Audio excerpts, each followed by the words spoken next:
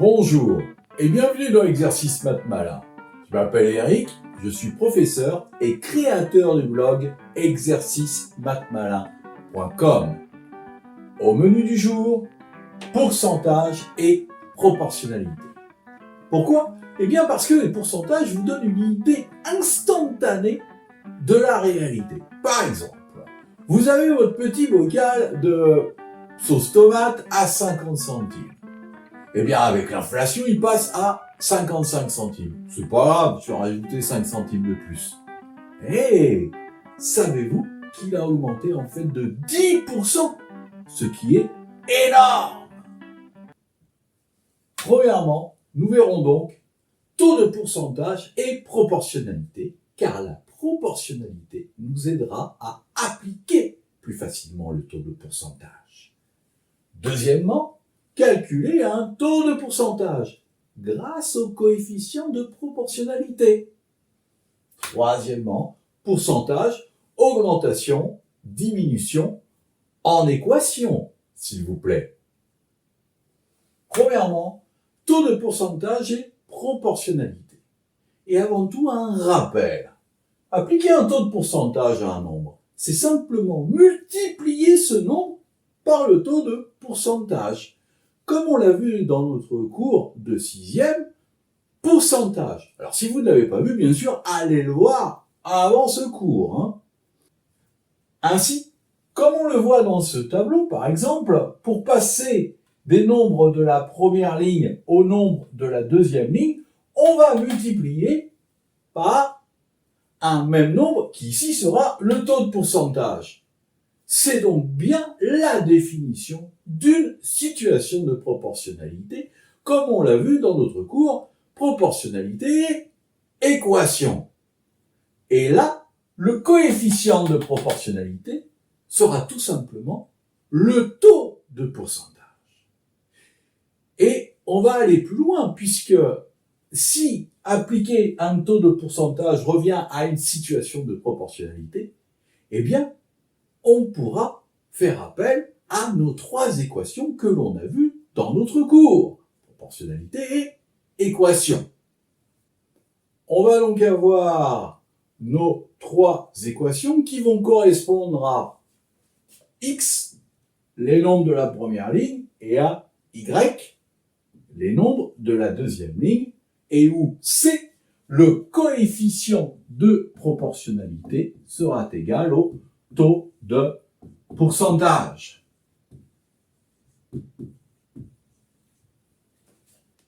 Je rappelle donc mes trois équations.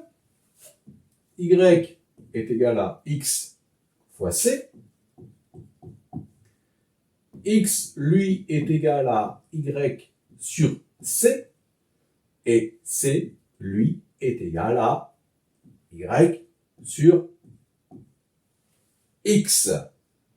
Ces trois équations vont nous permettre donc d'appliquer un taux de pourcentage, ou si on ne le connaît pas, de trouver le taux de pourcentage, en cherchant bien sûr le coefficient de proportionnalité, ou même de trouver le nombre initial.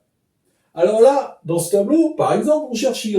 Donc, comme d'habitude, 1, je mets ma formule, y est égal à x fois grand C. 2, je remplace les lettres par leur nom, c'est-à-dire leur valeur numérique. X, c'est 10, et C, c'est le taux de pourcentage, 20%. Et je n'ai plus qu'à le calculer, et ça me fera donc 2. Et je continue avec la même méthode pour compléter mon tableau. Donc pour 20, eh bien je fais pareil. Y égale x fois grand C. Y est égal x, cette fois-ci c'est 20. Grand C, ça ne bouge pas, c'est toujours 20%. Ça veut dire que y est égal à 4. Et la même chose pour 50, ce qui nous fera 10. Un petit rappel pour calculer avec des pourcentages.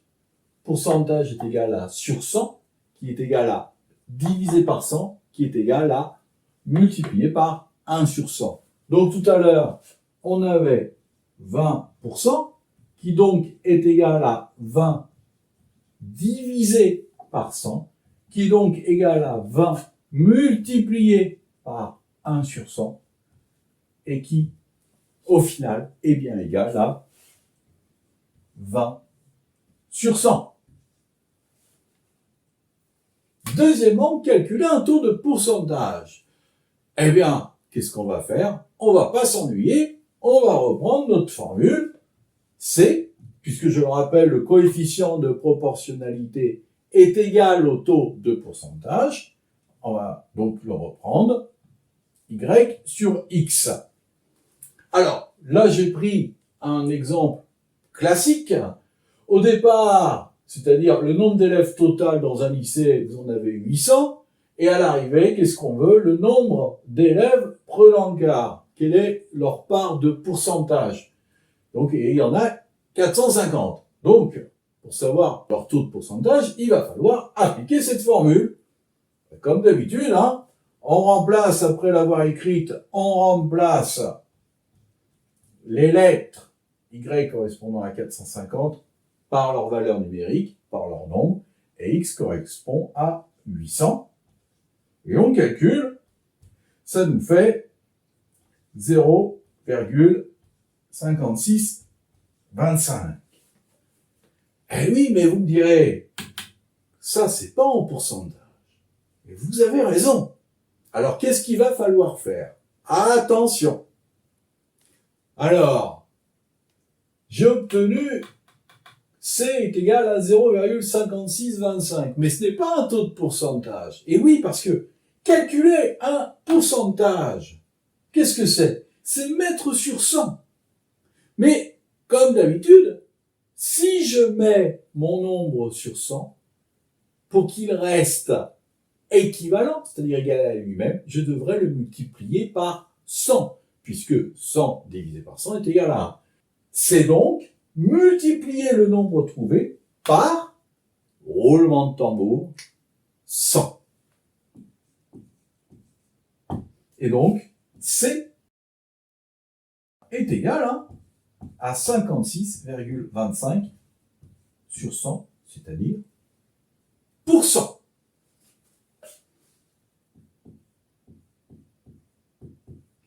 Vous voyez ce que je vous disais tout à l'heure, que le pourcentage donne une idée instantanée de la réalité. Et là, vous voyez tout de suite, avec 56,25%, qu'il y a un peu plus de la moitié des élèves de ce lycée qui prennent le quart pour y venir.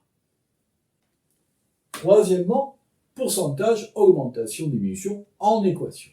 En effet, le but ici, c'est de trouver une équation, une formule qui permet de calculer facilement le nombre sur lequel on a appliqué un taux de pourcentage pour l'augmenter ou pour le diminuer. Petit a, augmentation. Alors, qu'est-ce qu'on fait pour calculer l'augmentation d'un nombre sur lequel on a appliqué un taux de pourcentage? Eh bien, regardez, pour trouver le nouveau nombre, augmenter, grand N, eh oui, il a des muscles, hein, c'est pas petit n, hein. On doit calculer en premier son augmentation. Et pour cela, donc, appliquer son taux de pourcentage. Donc, vous êtes bien d'accord, l'augmentation est égale au nombre initial fois le pourcentage. C'est ce qu'on a déjà vu. Deuxièmement, l'augmentation calculée. Qu'est-ce qu'il me reste à faire? C'est simplement l'additionner au nombre initial. Et oui, le nouveau nombre, le nombre augmenté, ce sera le nombre initial plus son augmentation. Donc, grand N, c'est le nombre initial plus nombre initial fois pourcentage, c'est-à-dire son augmentation. Alors, qu'est-ce que ça va nous faire en équation? Imaginons que le nombre initial, c'est x. Eh bien, ça va nous faire grand N est égal à x plus x fois pourcentage, c'est-à-dire fois taux de pourcentage. Exemple. Alors, par exemple, au début du mois de septembre, je suis parti quelques jours en vacances. Ça m'arrive de temps en temps. Et quand je suis parti, ma plaquette de beurre de 250 grammes coûtait aux environs de 1,75 €. Et quand je suis revenu. Qu'est-ce qu'on m'a dit? Eh bien, ton beurre, il a augmenté de 30% en quelques jours. Alors, je me suis interrogé, je me suis dit, mais quel est son nouveau prix alors? Parce que 30% sur 1,75 €, je dois avouer que ça, c'est énorme, mais ça ne me dit pas grand-chose. Eh bien, voyons donc quel était son nouveau prix. Vous avez donc grand N est égal à x plus x fois pourcentage. Vous voyez, j'ai bien remplacé nombre initial par x. Eh bien, c'est tout simple. Ici, mon x, c'est 1,75. Donc, ça va faire 1,75 plus 1,75 fois 30%. Eh bien, le nouveau prix, c'est 2,275 €. Hey! Ça a pris une sacrée claque, hein? Vous avez vu? Ça a pris plus de 50 centimes. 52,5 centimes exactement pour les puristes. Bien sûr, si vous faites la soustraction, 2,275 moins 1,75. J'étais pas très content quand même, hein? Mais bon, c'est comme ça. Après l'augmentation, petit b, diminution. Eh bien, c'est exactement le même raisonnement, donc on ne va pas le refaire, hein, sauf que l'on soustrait, bien sûr, au lieu d'additionner. On a donc grand N est égal à nombre initial moins nombre initial fois taux de pourcentage, ce qui nous donne comme formule grand N est égal à x moins x fois taux de pourcentage. Prenons par exemple la crypto-monnaie, le Bitcoin, qui était égal à 60 000 $. Il a perdu 70%. Quel est son nouveau prix? Bien, on va appliquer, hein. X, c'est 60 000, moins 60 000. Comme d'habitude, hein, vous voyez, je remplace les lettres de ma formule par leur valeur numérique, c'est-à-dire par leur nombre. Et on a dit le pourcentage, c'était 70%. Je calcule tout ce petit monde et ça me fait 18 000 $. Effectivement, il a perdu beaucoup. Ces 70% correspondent à une chute, si vous faites la soustraction 60 000 moins 18 000, à une chute quand même de 42 000 $. C'est pas rien, hein. Alors Eric, combien de temps ce cours? Moins de 20,9% d'une heure. 20,9 fois 60 minutes qui fait une heure, ça nous fait... Ah! Moins de 13 minutes par personne. Exact. Alors tu vois Eric, réussir en maths? Oui, c'est possible. N'oubliez pas de mettre un like, et si vous voulez des exercices correspondant à ce cours, cliquez sur le lien sous la vidéo. Et abonnez-vous.